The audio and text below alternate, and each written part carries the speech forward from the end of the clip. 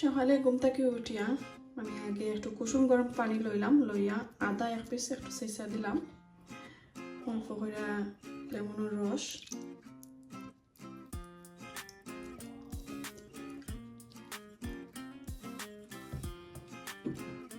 About 1 টিস্পুনের মতন vinegar দিয়া ভালো করে লাইরা 2-3 মিনিট ওখানে রাখিলেন পরে একটা টাইম। এখন আমি একটারে কাটিয়ে নিব, একটা আবার রেডি করলাম এগ এন্ড ফ্রুট। এখন আমি একটা ব্ল্যাক কফি বানাইয়া নিলাম, ছোটো একটা কাপড় লাগি অ্যাবাউট 1 টিস্পুনের মতন। ওকে, no sugar no milk.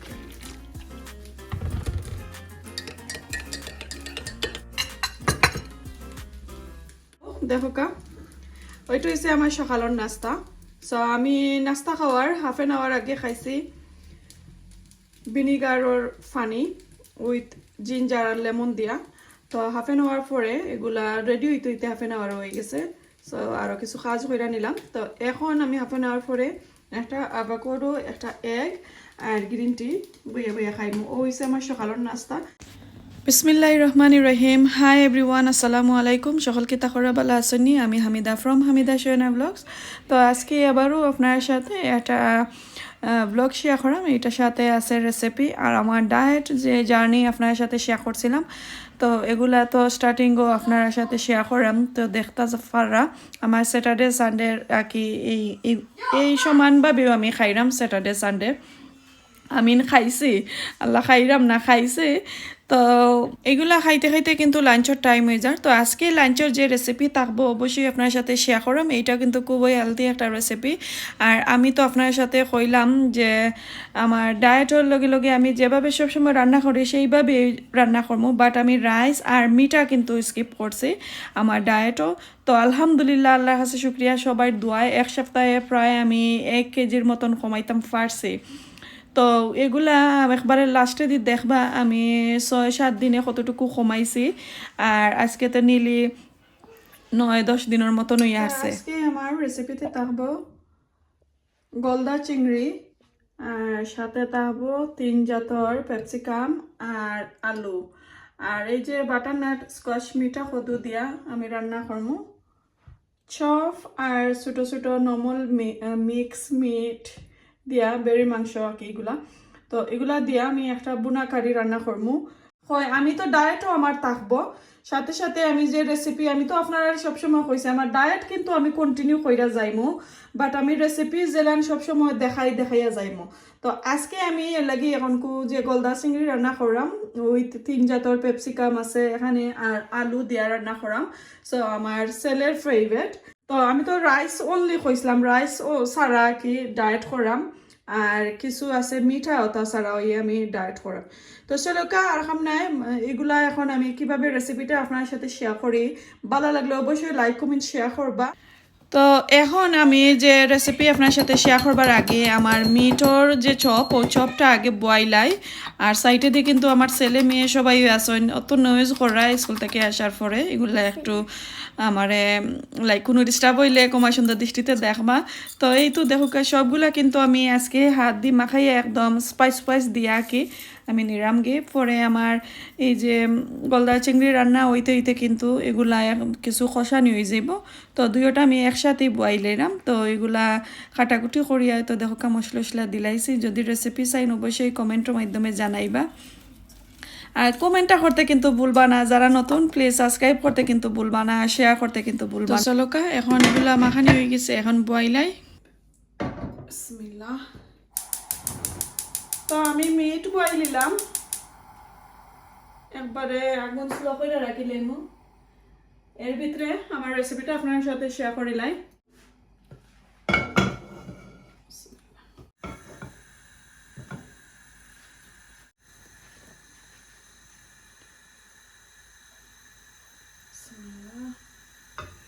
Only 1 packet গলদা চিংড়ি। তো আই ডোন্ট থিঙ্ক সো বেশি তেল দেওয়া লাগতো নাই। চার-পাঁচ কোয়া রসুন দিলাম, সাথে দিলাম 3টা মরিচ,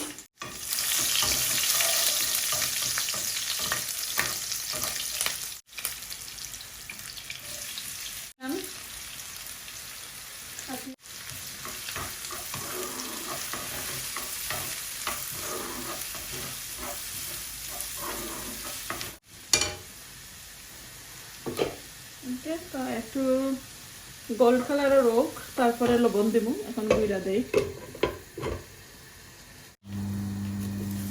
এখন আমি লবণ দিলাম।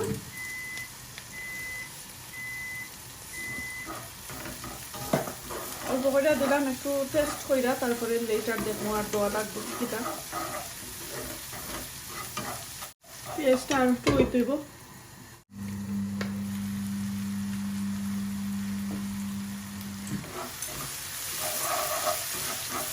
তো আমি একটু লবণ দেওয়ার পরে আমার নানিগুলো একটু সফট হয়েছে, তো আমি একটু অল্প করে পানি দিলাম। পানি দিয়ে এখন আমি স্পাইস দিলাম। 1 প্যাকেটও লাগিয়ে হাফ টিস্পুনের মতন ধনিয়া মদেন না, হলদি পাউডার, আর এখন দিলাম অ্যাবাউট 1 টেবিল স্পুনের মতন চিলি পাউডার, আর মিক্স কারি পাউডার আমি একটু অ্যাড করছি। মিক্স কারি পাউডার আমি একটু অ্যাড করি এটা, আর চিলির সাথে দিলাম। মশলাটা ভালোটিকে বুনো হোক। আলু দিলাম, কারণ অনিয়নের আর যে স্পাইসের সাথে সাথে আলুটাও একটু কুক হয়ে যাব। একটু বড় বড় করে আলু রাখছি, উইরা দিলাম। তো বাটা লাইক 10-15 মিনিটের মতন আলু দিয়া বালুটিকে কষাইয়া নিলাম। আর অল্প করে আমার জন্য আমি একটু পানি দিছি, ওই এইসা দোয়া করে আর ক্যাপসিকামগুলো দোয়া করে আমি আর জুল অ্যাড করতাম না। আর এখানে আমি একটু মাইক্রোওভেনও জাস্ট স্টিম করে নিছিলাম, একটু লাল হওয়ার লাগে। তো আইস উইস দিয়ে আসলে বড় একটা প্যাকেট হয়ে যায় পুরোনোর, বাট যে সময় আইস ফেলাইয়া বাদা ফেলাইয়া একবারে কমে যায়। তো দেখা 1 প্যাকেটে কতটুকু চিংড়ি হয়েছে।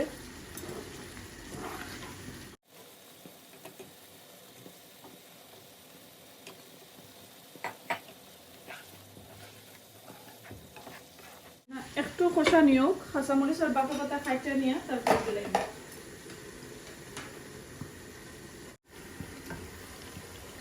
এদিকে আমার সবগুলা দেখা একটু সুন্দর করে কষা নিয়েছে। এখন আমি এগুলা দিলাম।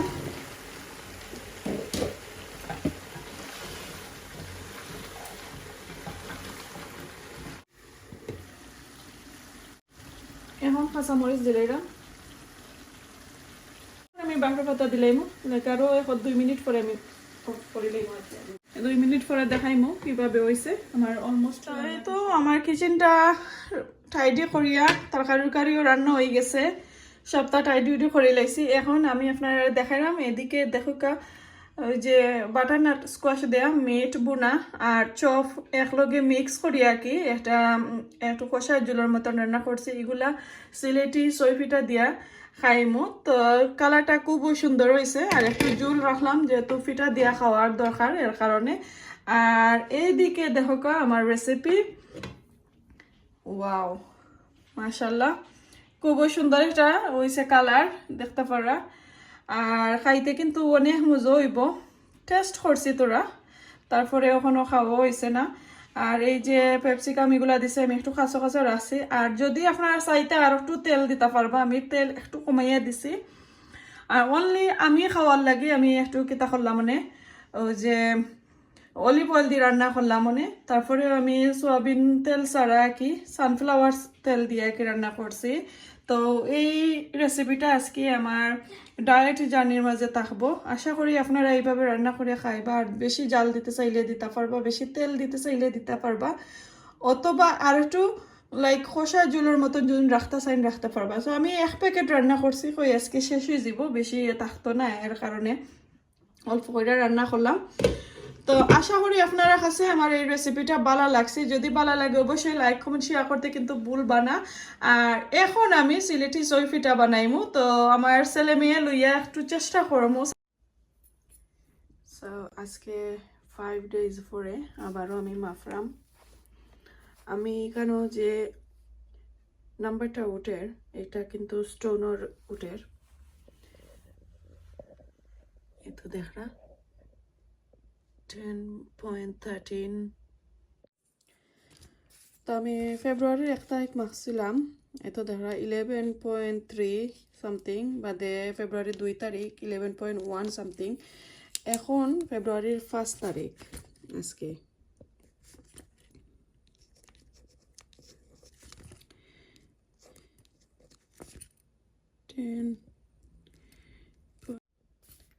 সো এখানেও আমার 1 উইকর মাপ আপনারা দেখাইলাম। তো আজকে 7 তারিখ 10.12। তো বাক্কা পয়েন্টগুলো আমার কমছে, ওই 2 তারিখ 1 তারিখ থেকে স্টার্ট করছিলাম দেখতে পারা, এখন 7 তারিখ পর্যন্ত। তো মাঝখানেও যে আমি মাপছি তুরা তুরা অংশ হল কমছে কি। আর এই হিসাবটা হয়েছে লাইক স্টোনের হিসাব।